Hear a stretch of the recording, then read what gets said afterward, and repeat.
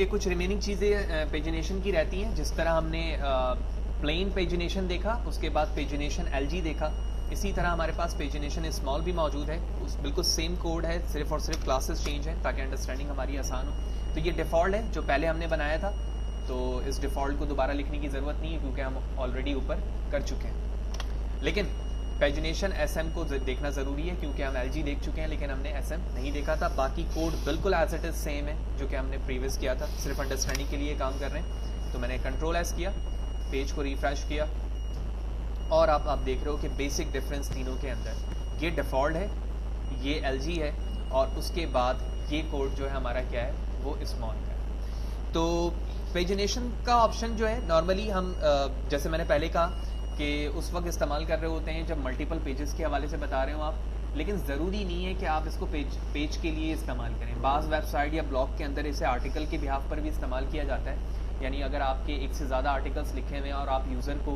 आसानी के साथ वहाँ पर मूव करवाना चाह रहे हो, ठीक है, तो उसके लिए भी आप इस चीज़ का इस्तेमाल कर सकते हैं। आप वहाँ पर टेक्स्ट को चेंज करेंगे, जैसे फॉर एग्ज़ाम्पल मैंने यहाँ पर लिख दिया, एक मेरे आर्टिकल है मशीन लर्निंग पर,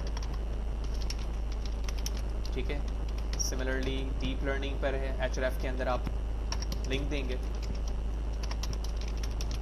control S, refresh the page, ठीक है। तो ये यूज़र को ये सारी चीज़ें दिखेंगी। कलर चेंज करना है, आप कलर भी चेंज कर सकते हैं जो हम प्रीवियस सेशन से करते हुए आ रहे हैं, बीजी कलर, ठीक है, text colour, background, width, height adjust करना and so on so forth, तमाम चीज़ें आप यहाँ पर इसे एडजस्ट कर सकते हैं।